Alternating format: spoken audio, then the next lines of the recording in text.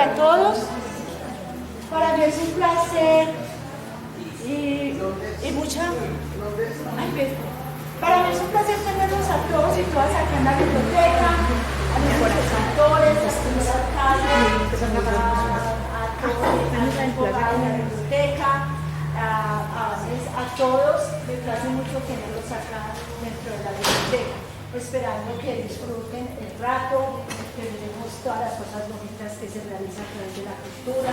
Gracias, señor alcalde, por tenernos en cuenta para estos espacios tan importantes, que como tú lo sabes, trabajamos con los jóvenes, con los niños y los adultos. Perdón, Jacqueline, le estás dando la espalda a la cámara. Habla desde allí, por favor, para yo poderte coger.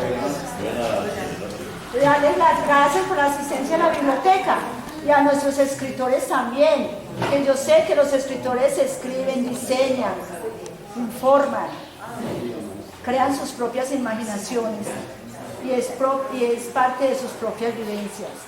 Esperando pues que estén de su agrado con la biblioteca. Muchas gracias.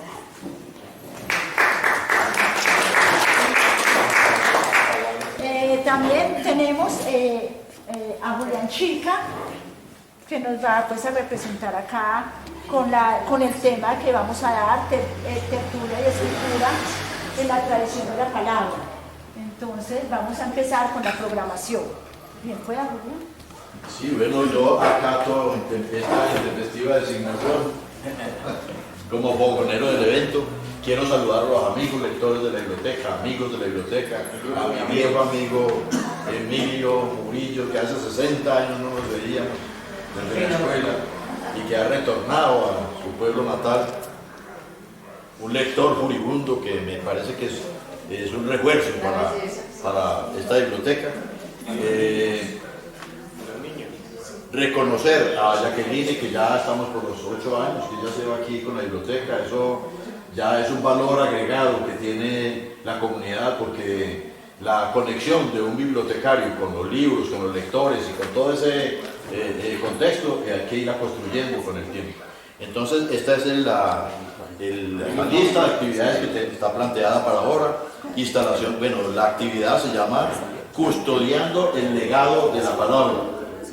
Y qué mejor que contar con la presencia de los escritores en este encuentro, de modo que quién mejor para hacer la instalación oficial que nuestro señor alcalde, el doctor Óscar Eduardo Alzate.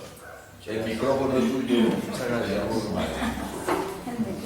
Muy buenas tardes para todos. Buenas tardes. De verdad que muy complacido estar acá. Para mí es un gusto disfrutar con ustedes todo este proceso. Me excuso que esta mañana por estar en un consejo de seguridad privado en el municipio de Aranzazu.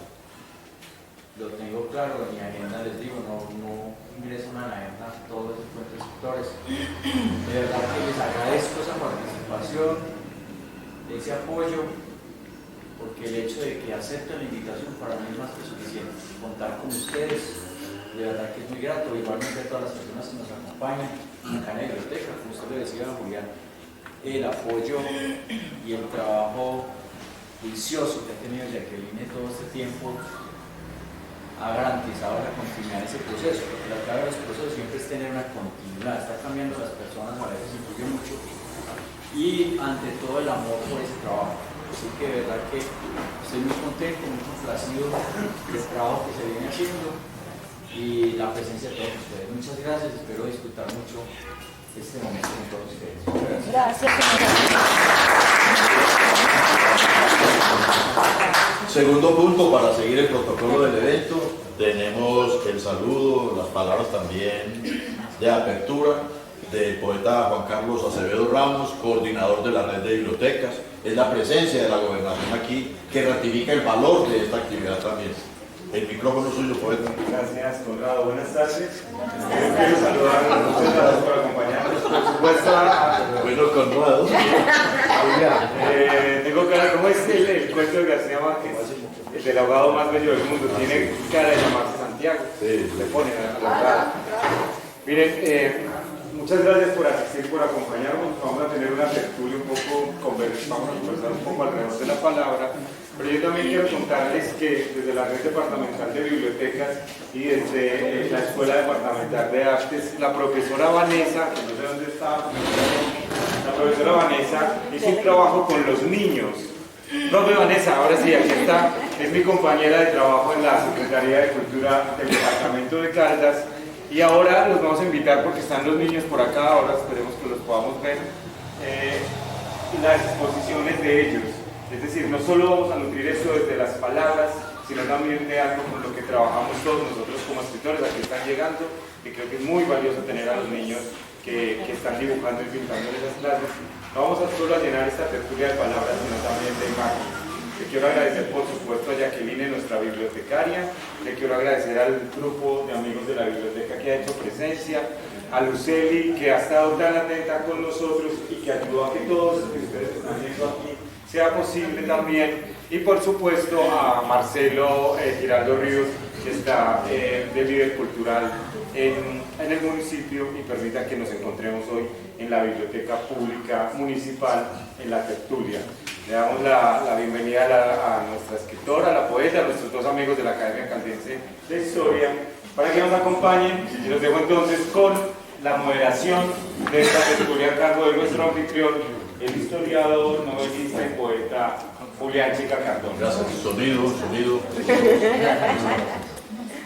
Reconocemos la presencia del presidente de la Academia Caldense de Historia, el doctor Álvaro Garner Posada. No le gusta que digan doctor.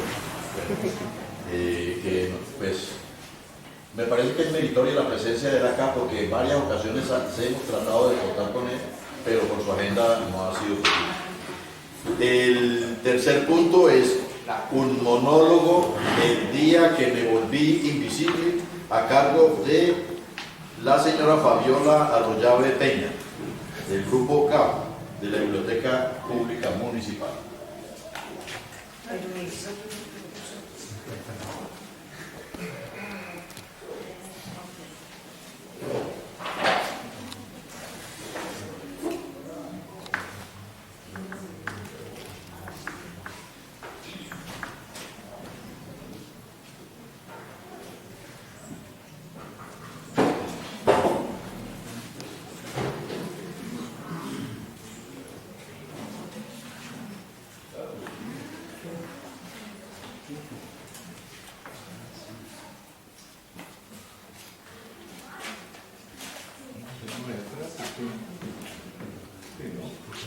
Yo no sé a cómo estamos hoy. Ay, es que en mi casa ya no hay calendarios. Y en mi memoria los recuerdos están hechos una maraña. Me acuerdo de aquellos calendarios grandes, ilustrados con imágenes de santos. Todo esto ha ido desapareciendo. Pues yo también le fui borrando, sin que nadie se diera cuenta. Primero me cambiaron de alcoba, pues la familia creció. Ahora ocupo el cuarto más pequeño, acompañada de una de mis bisnietas. Pero le dio por sacarme para el cuarto de los Trevejos, que queda en el patio de atrás. Prometieron cambiarle el vidrio roto a la ventana, pero se les olvidó. Y todas las noches me entra un airecillo frío que aumenta más mis dolores reumáticos. Y la otra tarde también caí en cuenta que mi voz ha desaparecido.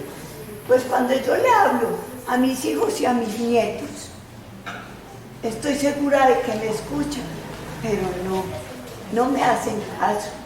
A veces intervengo en las conversaciones seguro de que les va a servir de mucho mis consejos, pero no.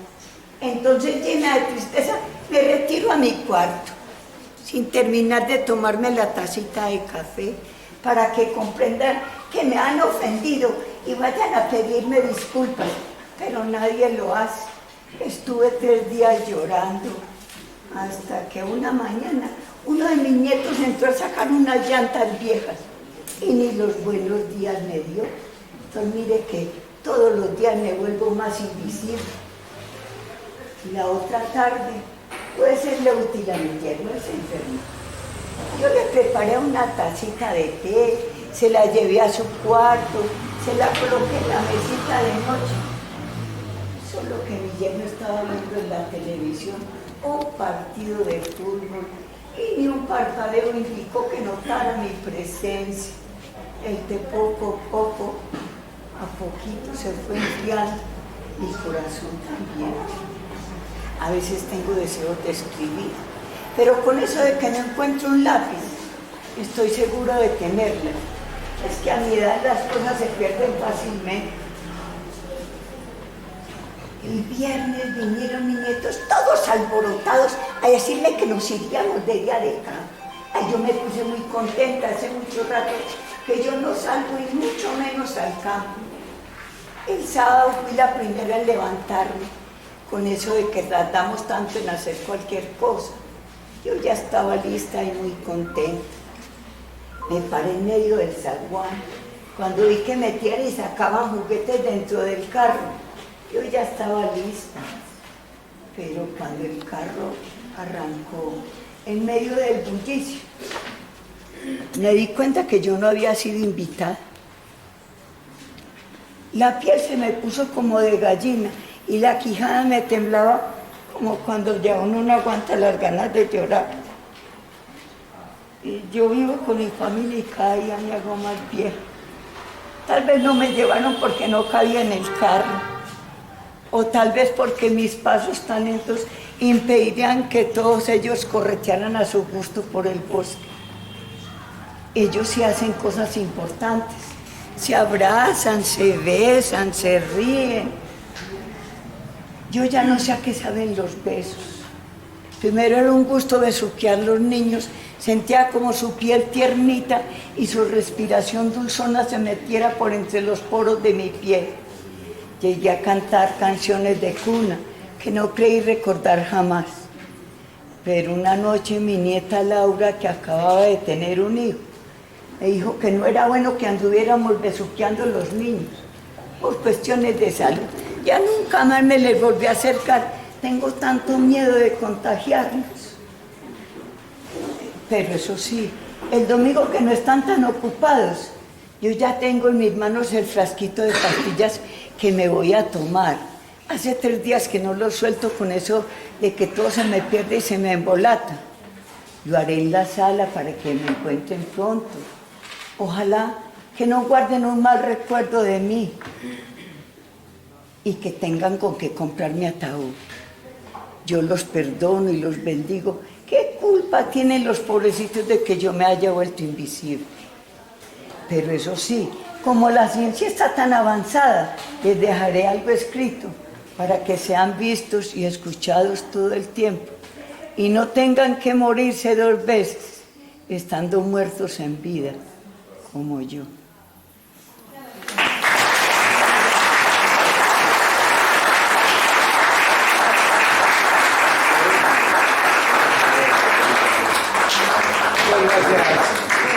El monólogo es una especialidad dentro de las artes dramáticas que requieren unas habilidades muy especiales, histrionismo, memoria, dominio del tema, y me parece que eso vale la pena ser reconocido.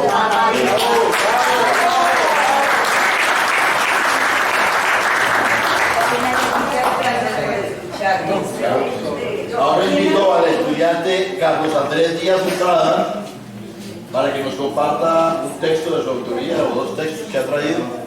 Carlos Andrés, que vale la pena mirar nosotros cómo esas nuevas generaciones están en capacidad de recibir ese legado, de continuar con toda esta tarea cuando ya no estemos y pueda hacer tablero. Buenas tardes, ¿cómo están?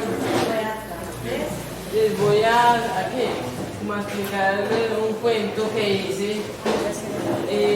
como viendo mi paisaje filadelfeño, como las campanas de la iglesia. Les voy a compartir ese cuento.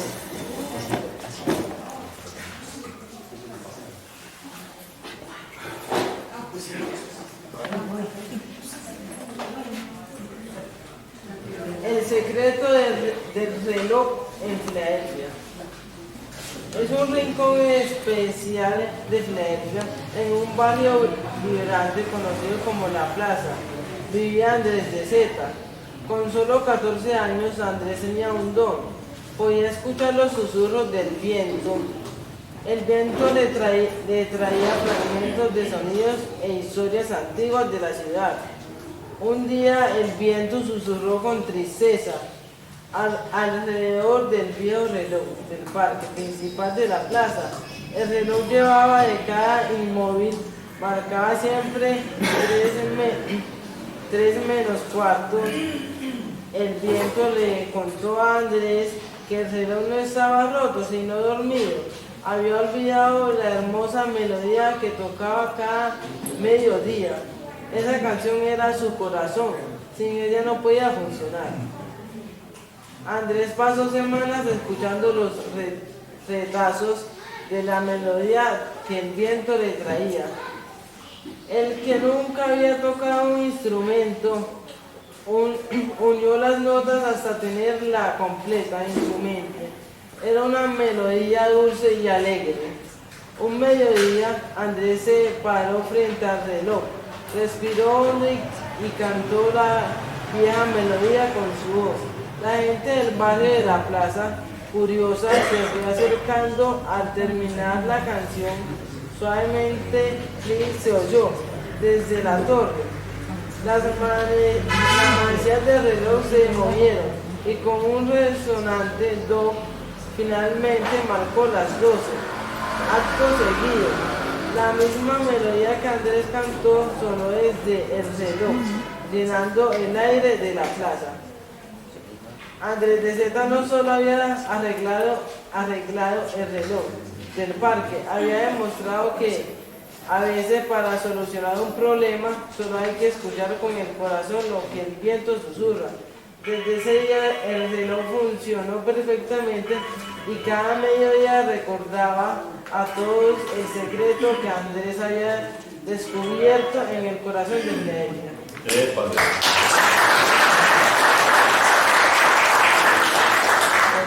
Y también escribo pues poemas de amor,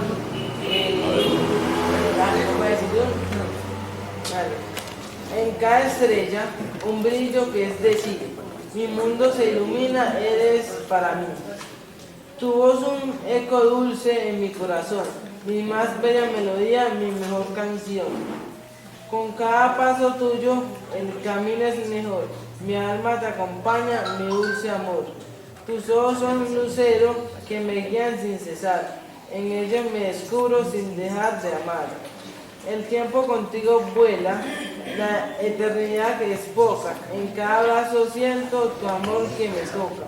Mi risa es más sincera, si tú estás aquí, mi alegría completa es por ti.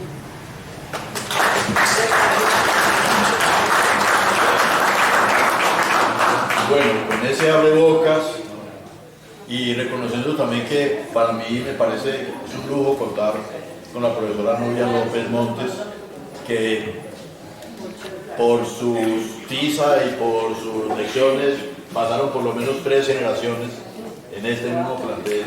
Todos tenemos algo que ver o tuvimos algo que ver con la profesora Nubia, que era todo amor, era como la mamá de los pollitos, distinto de otros profesores que recordábamos, profesoras que eran expertas para pellizcar, expertas para voltearle regla a uno, o vete como de Jesús o de Jesús Morales, que Jesús un ramal. Muchas gracias, estoy aquí como mosca en leche, pero no podía perderme esto. Esta mañana oyendo los cuentos de los niños, de los jóvenes, me vibró el alma porque mamá reviviendo los ánimos. Muchas gracias. Y hay que entender, en su contexto, la educación pasó por un periodo que era entre la letra con sangre entra. Esas cosas cambiaron, las generaciones cambian, pero hay como un duende intergeneracional que sigue transmitiendo esa idea, porque de lo que he escuchado yo, cuando existía el colegio de señoritas Santa Teresita, que quedaba ahí enseguida de la parroquia, enseguida de la iglesia, todo lo que se enseñaba era en poesía, todo era ahí. Incluso el teatro de Molière, todas esas cosas, todo era en versos, en décimas, en alejandrinos. Y entonces eso hizo que nuestro municipio adquiriera una tradición muy grande de declamadores, como Gabriel Ramírez, que es un declamador famosísimo, Guadis, imagínense quién tal, hubo señoras, muchachas famosas en la declamación. Estos colegios llegaron a tener concurso municipal de declamación. Pues los premios eran de aplauso y de pronto un diploma, pero eso cala, y más cuando involucra también a la mujer, que ella es la fabricante de los ciudadanos, ella es la que fabrica la humanidad. Entonces, claro, las tertulias de los viernes, las cuadras recreativas donde la gente del barrio bailaba, cantaba. claro. Una cantidad de... Y otra cosa, hace que uno vea en la generación como una inclinación a escuchar a los abuelos, a indagarlos a ellos. Aquí había abuelos que hablaban de la guerra de los 1000 días, que pasó esto, que se vinieron, que estallaban dinamita, que pasó esto en esos periodos. Entonces, esa transmisión del audio oído, el radio Bemba que utilizaba Guadis, se ha mantenido. Y conversa uno ya con personas de nuestra edad, que se encuentran en algunos lugares y hay oportunidad de hablar, es esa invocación de los personajes, de Vitalino, de Micho, de Pisaflores, de las loquitas que habían aquí, y cada una de ellas marcaba un perfil de cómo era ser filadelfeño. De modo que esa oralidad es como ese barril grandísimo de donde sale también la escritura, de donde salen esas personas que escogen el camino, el oficio de la palabra, escogen ese camino. De modo que yo creo que Filadelfia se puede decir que ya está convertida en palabras. Hay muchas formas de decirlo en palabras, lo vemos en diferentes generaciones, como nos muestra por qué Filadelfia es como es. Ahí me preguntaban, ¿por qué Filadelfia tiene un encuentro de esos tan potente que ningún otro municipio del departamento puede hablar, que tiene 2 generaciones que han pasado por el encuentro de escritores, que tiene un filósofo que fue personaje y reconocido entre los 100 personajes del siglo XX, ¿qué fue? ¿Cuál es el chiste? ¿Cuál es el misterio de todo eso? Y pues uno no tiene la respuesta, pero sí se acuerda de profesores como Nubia, como don Fabio Aristizábal, profesores impecables como don Antonio Hurtado, que fue director de la General Santander, otros de la escuela de Sellovitas, en fin, que inculcaban siempre la lectura. No hubo casa donde yo me metiera niño que no hubiera un libro por ahí en una mesa. Y dicen, ¿a dónde vienen esos libros? ¿De dónde salen? ¿Cierto? ¿Qué es lo que hace que el niño desde sus nacimientos entre en una relación directa con el libro? Entonces me parece que a eso apunta esta tertulia de custodiando el legado de la palabra, desde el punto de vista de la oralidad, de la declamación, de la literariedad, y la invitación es que participemos en torno a ese tema. Yo no me voy a extender más. Lo que sí vamos a tratar es que para que todos tengamos oportunidad, que seamos muy concisos en la participación con relación al papel que esta sociedad reconoce dentro de esa oralidad, dentro de esa forma de estudiar la palabra desde que se conoce la población. Tienen la palabra, ustedes dirán con quién empezamos. Podemos contar también desde el papel experiencial que ha tenido cada uno con el libro, la biblioteca, toda esa clase de acercamientos, porque otra cosa que ha tenido Filadelfia desde 1950 ha tenido periódico. Después de algunas pausas vuelve y aparece un nuevo periódico y que ha tenido circulación sostenibilidad, patrocinio, como vimos por ejemplo un periódico que llamaba La Voz, que funcionó en 1953, lo dirigía Julio González, que curiosamente también nos llama la atención sobre algo.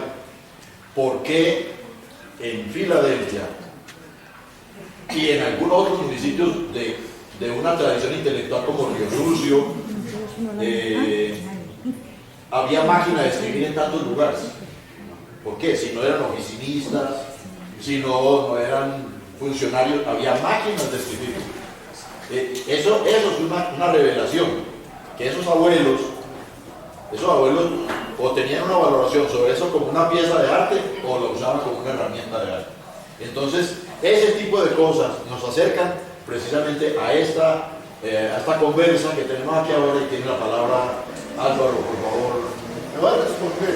La máquina de escribir en tiempos tan tempranos fue un instrumento político, porque la creación del departamento de Caldas se dio en medio de un enorme conflicto entre tres grandes departamentos, como fueron Antioquia, Cauca y Tolima. Es decir, se pretendió cercenar secciones de cada uno de esos departamentos para crear a Caldas.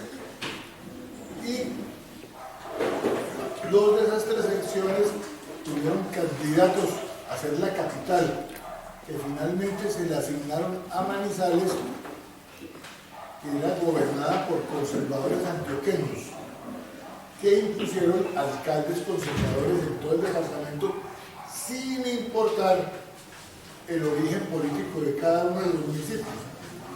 Entonces, ¿eso qué pasó? Bueno, coincidió ese proceso con la entrega de las minas de Marmato al general Alfredo Vázquez Cobo, que en lugar de explotar las minas de Marmato, se dedicó a expulsar a los liberales de allá. Entonces, las élites de cada población, en lugar de invertir en bienes de lujo, empezaron a conseguir imprentas y empezaron a surgir periódicos que defendían la provincia, no solamente dentro del departamento, sino a nivel nacional, porque estaba dentro del departamento quejándose de los antioqueños, del proyecto del ferrocarril, etc. Y a nivel nacional, la demanda que se interpuso contra Alfredo Vázquez Cobo ante el Congreso Nacional. Entonces, eso hizo que Caldas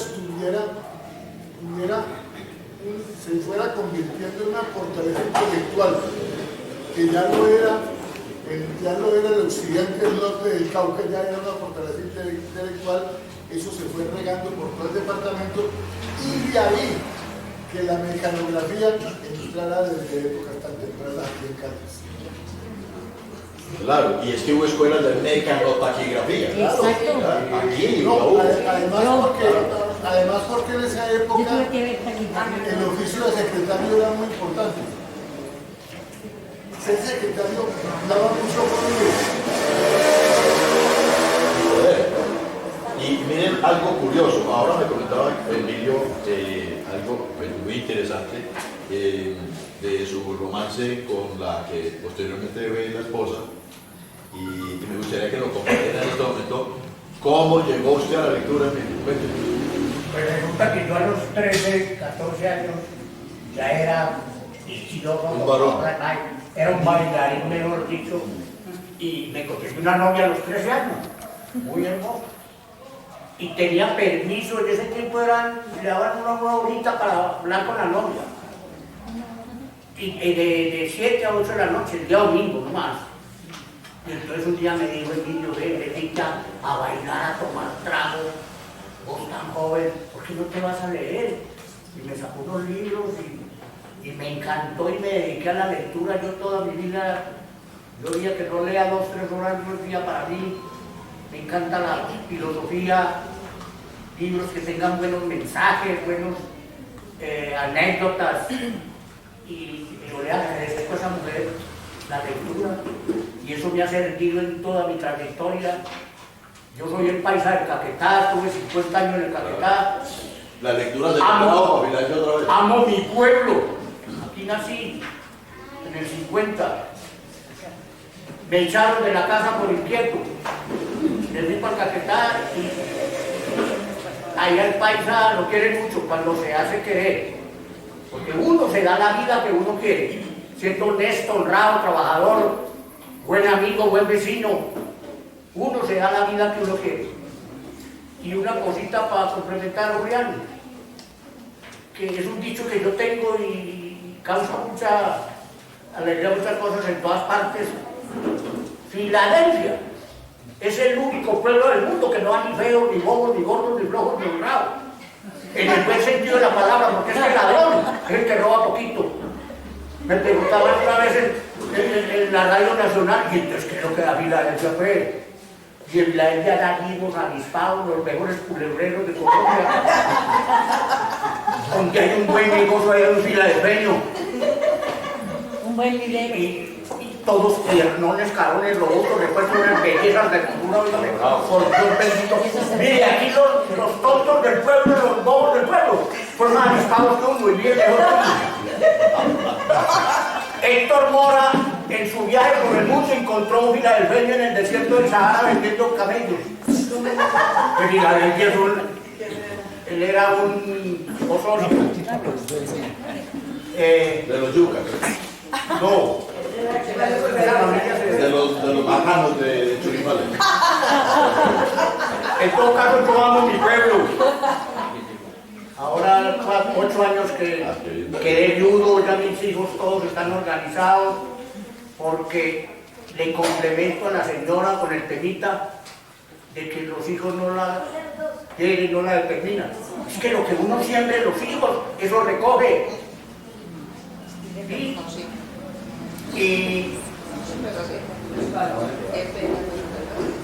Y los valores es lo primordial. Y el tema mío de la lectura es hablar sobre valores.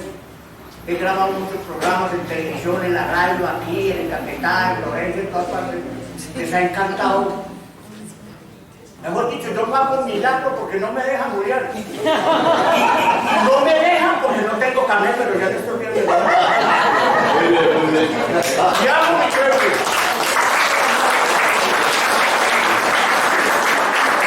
Pero culebrero no es. Oiga, el que roba poquito le dicen ladrón. Al que ese mandatario que roba miles de millones de pesos. Corrupto, usurpador. Esa es la falta de unificación de conceptos. De valores. A todos se les debe decir lo mismo. Reconocemos la presencia del maestro Darío Ocampo Cruz, sobrino de la lumbre del municipio, que es Danilo Cruz Vélez. Él siempre ha sido un cómplice de este encuentro y su presencia es un esfuerzo que se valora también. Entonces, Darío, para ponerlo en contexto, estamos haciendo referencia a cómo cada uno de nosotros está en la posibilidad de ser custodio de ese legado de la palabra, ese legado del mismo Danilo Cruz Vélez, que nos guía desde su trabajo escrito y de todas las diferentes manifestaciones que tenemos en esta localidad, que fue resultado de un parto muy difícil, ¿sí? De más de 20 años de luchas, de papeles y de toda la cosa para que se autorizara la segregación del municipio de Aranzazu, que se llamaba El Sacante, ¿no? Entonces tienen la palabra, yo quiero escuchar una dama que nos hable de pronto dentro de este contexto del legado, de la oralidad, no sé, Violeta, si quieres Yo quiero hablar de eso. bueno, Violeta y luego Meli. Quisiera decir que para mí la maestra fue una herramienta muy bonita porque tuve la primera vez que recibí clases de mecanografía fue en octavo yo lo hice en la Dorada Caldas en un colegio de monjas franciscanas que se llamaba, monjas consoladas que se llamaba La Consolada, y quedaba en Puerto Salgado.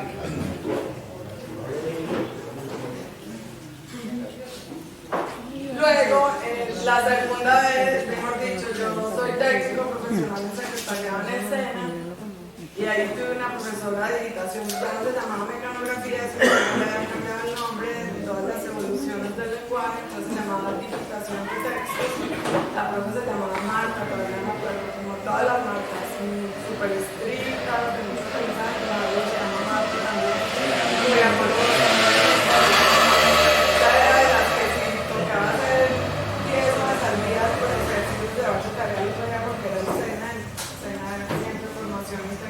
Salga la palma salada. No, ASFGHG, pero es la primera, pero si usted se equivocaba en una sola letra más de 3 veces, usted tenía que volver a meterla ahorita en la máquina y repetir todo porque no podía ver el error ahí. Ya después me tocó las máquinas, esas eran las manuales, después ya más adelante me tocaron unas eléctricas y ya. Yo cuando me gradué acá en este maravilloso Colegio Oficial Integrado en el año 1994, orgullosamente graduada de este maravilloso municipio.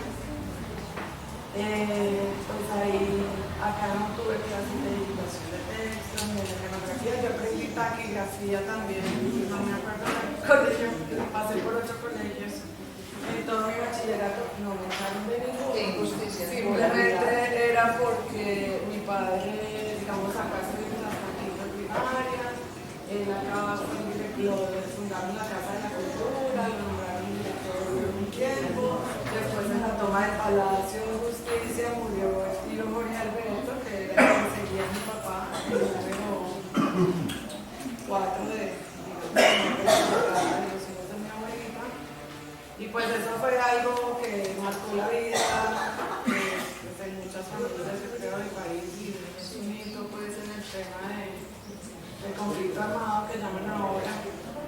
Y pues básicamente para mí la máquina de escribir y las clases de mecanografía, de editación de texto y de taquigrafía, a mí me encanta la taquigrafía porque es una herramienta para uno tomarlo cuando uno trabaja de secretario y tiene un jefe, digamos, que habla muy rápido, que es muy exigente, que entonces pues ayuda mucho. Yo en algún momento de mi vida tuve una caligrafía, dependiendo mi profe española acá en segundo, la señorita Cielo Marulanda, no me acuerdo el segundo apellido, que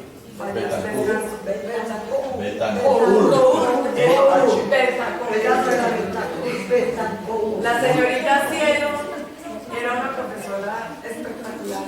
Mucha gente, muchos alumnos, compañeritos no la querían tanto como yo. A mí me encantaba porque era mi maestra de español y me parecía excelente.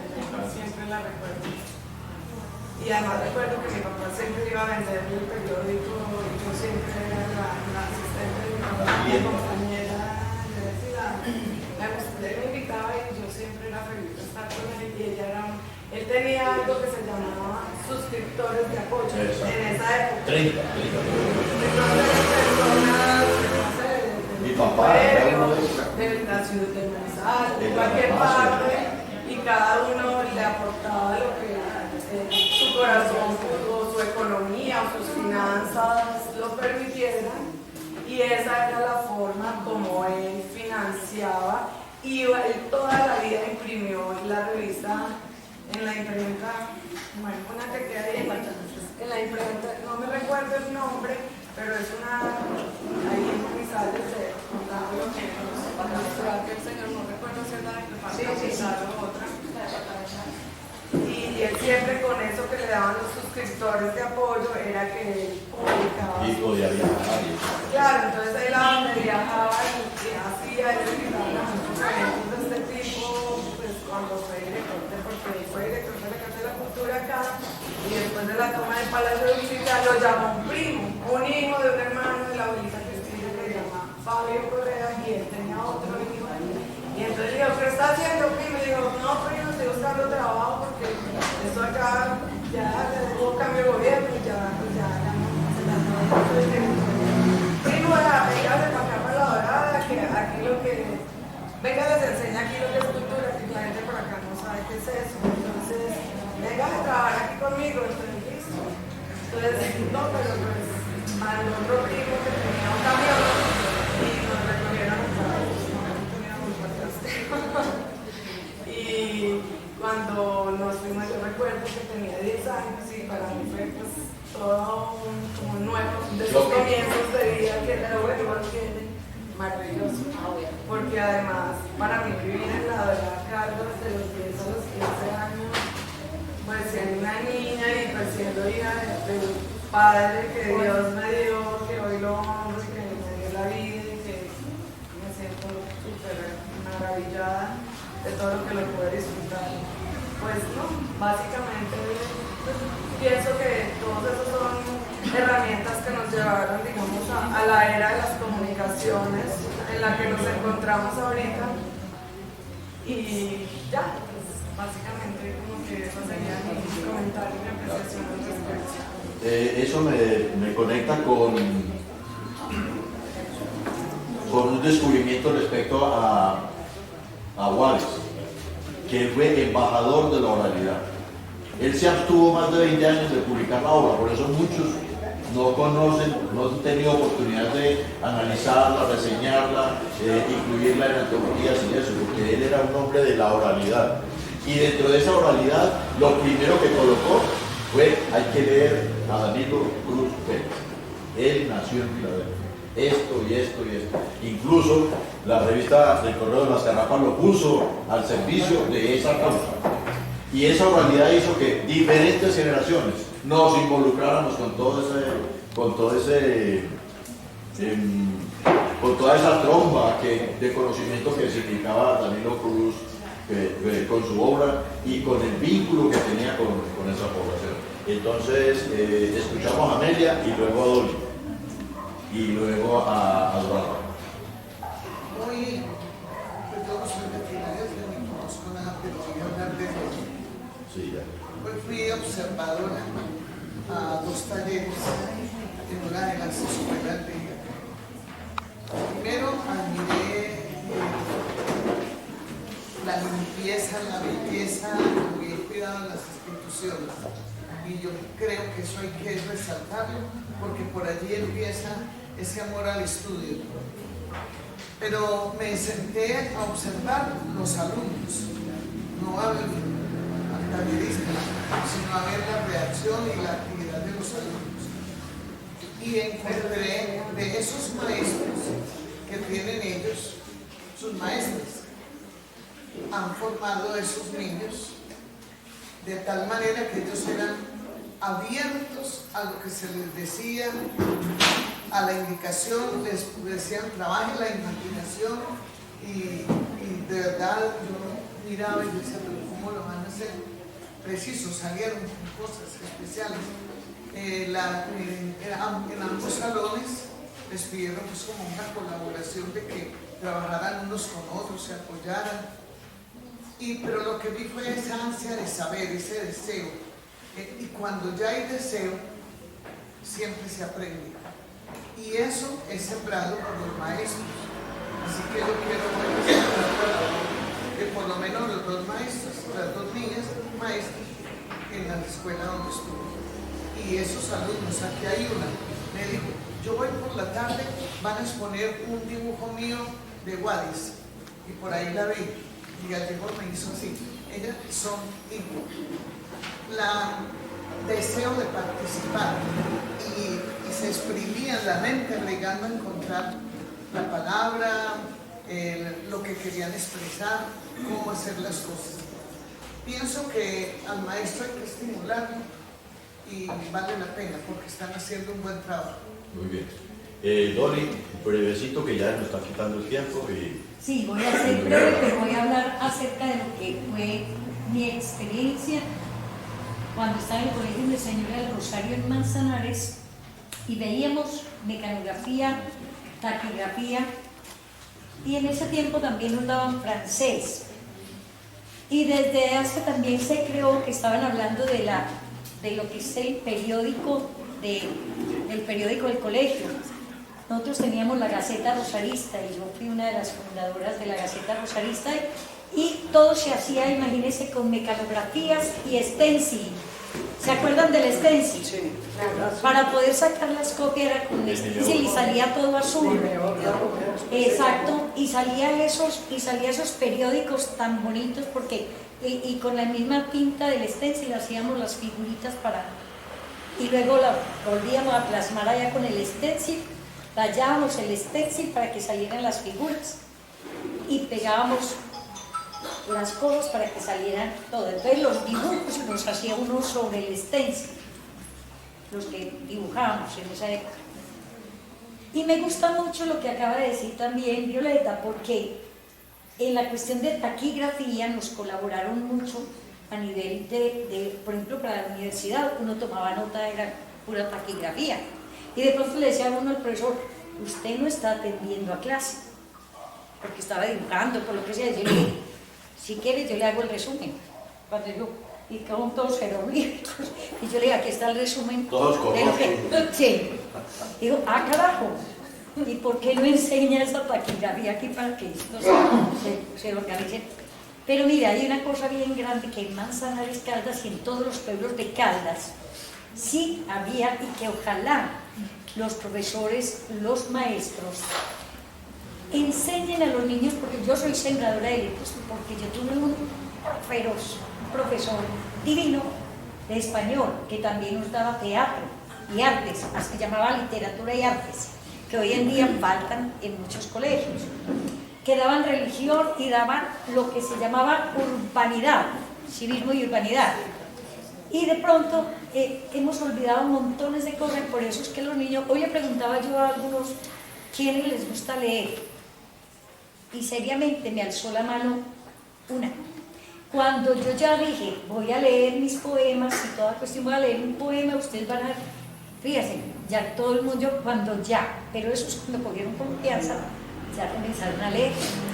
Así que yo invito a que aquí que está el alcalde, que hay algunos docentes, sigan con esa sembradía. Yo de verdad que estoy muy, muy gratamente aquí en esta estadía donde veo que es sembradores de letras, que no van a dejar perderla, porque fue Guaris, fue Flover Zapata y fue, mire, no es por nada, pero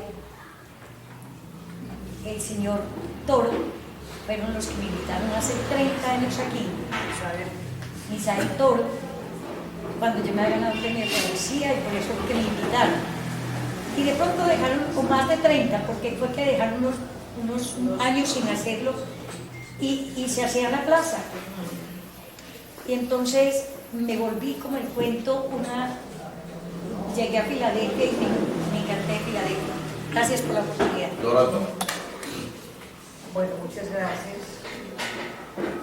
Dorada, perdón, viene de Aguada, María Dorada, es coordinadora del Encuentro del Pasillo, tiene 2 volúmenes hermosos publicados y gestionó el reconocimiento del Festival del Pasillo como patrimonio, que ya tenemos que votar. Sí, bueno, tengo más profesión por usted. Porque además es directora del Laboratorio de Historia y Memoria Histórica. Quiero manifestar en este momento, son unos sentimientos muy ambivalentes con respecto a si los jóvenes de hoy, los niños de hoy, los adultos, leen o no leen libros físicos. Yo aquí veo una biblioteca con muchos volúmenes, muy bien organizado cada uno de los estantes, y yo quisiera que la señora bibliotecaria me dijera si aquí llega mucha gente a leer, porque yo mantengo esa desazón. Por lo menos en las instituciones educativas, las bibliotecas están cerradas, porque hoy en día está primando la virtualidad. Por supuesto que las nuevas tecnologías son una herramienta poderosa y no nos podemos cerrar al cambio, porque el mundo se mueve. ¿Qué tal que estuviésemos todavía en la edad de piedra? No, el mundo se mueve y yo a mi edad tuve que entrar en las nuevas tecnologías y aprender muchas cositas que hago en el computador, y aprender a asistir a una reunión virtual y en fin. Es maravilloso pues lo que se puede hacer con la tecnología, pero la tecnología ha desplazado el libro físico, ha desplazado las bibliotecas físicas, ha desplazado el deseo de las personas de escribir. No hay nada más delicioso que coger un libro físico, el olor, el sabor, el aroma, resaltarlo, pelear con el autor, eso hago yo. A mí una compañera me dice, usted vuelve los libros como unos vitrales, y efectivamente yo vuelvo los libros como unos vitrales, porque yo los resalto de todos los colores, y de pronto hay una idea que expresa el autor y yo peleo con el autor y yo digo, no, a mí me parece que esto no es así, no, yo creo que esto es así. Yo encuentro un término desconocido, lo busco en el diccionario, todavía en el diccionario, no en el computador, yo tengo mis diccionarios y registro ahí el significado. Eso no lo hacen los muchachos de hoy. Eso no lo hacen los muchachos de hoy. Y si hablamos del tema de la inteligencia artificial, ni hablar. La inteligencia artificial en muy pocos años va a aminorar en un grado extremo el desarrollo cognitivo de las actuales y futuras generaciones. A veces yo tengo la oportunidad de dirigirme a los profesores en Aguadas, aunque hace mucho tiempo me retiré del ejercicio de la educación, pero tengo la oportunidad de hacerlo y les digo, por favor, vuelvan a llevar a los chicos a las bibliotecas, vuélvanos a enamorar de los libros. Miren, cuando yo era rectora primero de la normal Claudina Munea y luego del liceo Claudina Munea, se trabajaba con textos escolares, con libros físicos. A los chicos se les pedían los libros y solo lo podían comprar 2 o 3 o 4. Entonces yo me iba para Medellín con la tesorera, con la presidenta de la Asociación de Padres. Compramos 10 libros de Santillana de Ciencias Sociales, 10 de Ciencias Naturales, 10 de Castellano, 10 de Biología. Y entonces con esos libros poníamos a los chicos a trabajar en equipo. Oye, eso ya no existe. Muy bien, ustedes ya dado mucho la palabra, señor alcalde. Las bibliotecas están cerradas, perdón. Entonces, por favor, mi llamado es que con nosotros como gestores culturales sembremos esa semilla de que hay que volver a los libros físicos y a las bibliotecas físicas, así la tecnología sea muy importante. Sí, tenemos 4 solicitudes de uso de la palabra, ojalá sea breve porque ya vamos a pasar al punto siguiente para que... Es que a la siguiente recuerden que hay que ir a comer y luego a la siguiente ir a la siguiente actividad. Señor alcalde, le cede el turno al presidente Álvaro Garnes. Yo quiero hacerles una reflexión. Nosotros vivimos quejándonos de que los niñitos hoy en día no hacen las cosas que nosotros hacíamos cuando éramos niños, que no leen, que no escuchan la música que nosotros escuchamos, que no tienen las tradiciones que nosotros tenemos. Primero, les estamos pidiendo que se comporten como adultos, no estamos entendiendo que son niños que están en procesos de aprendizaje. Segundo, muchas de las prácticas nuestras llegan después de los 30 años. Entonces, démosles tiempo de que cumplan los 30 años. Tercero, si ya no cultivan las tradiciones en las cuales nosotros nos criamos, la culpa no es de ellos. La culpa es de nosotros que propiciamos las rupturas generacionales. Que algún día empezamos a abstenernos de contar historias, de interesar a los muchachitos en sus antepasados, etc. Yo he tenido la oportunidad de trabajar talleres en Supía y en Río Sucio y he encontrado con que los niños que más cercanía tienen con las tradiciones orales y con el folclore, es decir, cuando les habla del duende y se enloquecen, son los niños que se crían junto a sus abuelos. Quiere decir que hay una transmisión cultural de abuelos a nietos, pero hay que dejar que esa transmisión cultural se decante en los muchachitos. Muy bien, alcalde, bueno, señor alcalde, luego el compañero Germán Ocampo y Vicente Cazorla. Muchas gracias. A ver, de verdad que Para mí en este punto es fundamental el docente. ¿Por qué lo digo? Hay docentes que a uno lo marcan. En Nubia, por ejemplo, mi directora del grupo de centro. Yo no me gradué hace 5 años, era de 1991. Ya no le hagan cuentas que tengo 32 años. 1991. ¿Cuánta es la influencia que tiene el docente sobre uno? Y estoy de acuerdo con dice el doctor Wagner, y es que a veces pedimos que los niños sean como estamos nosotros ahora con la madurez que tenemos. Pero sí tengo muy claro que no podemos perder la costumbre. ¿Y cómo lograr que nuestros niños, y por eso nos enfocamos en este tipo de escritores, tener esa sección de chiques escritores? ¿A qué voy?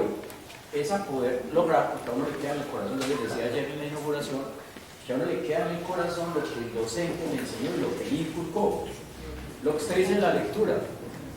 A mí no se me olvida, llegó la profesora de español y me dice, nos dice a todos, en esa época la nota era 10, tiene 10,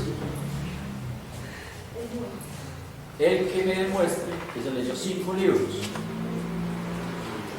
Yo no era lector y me metí en el cuento y siempre fui 10 porque por quererme ganar ese 10, no porque fuera amante, por quererme ganar ese 10, me enamoré de la lectura. Por la excusa de Leno, entonces, pero ¿a quién le debo eso?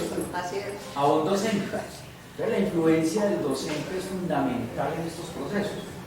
Es más, les voy a dar un dato o una anécdota. En mi campaña política se dieron 2 debates.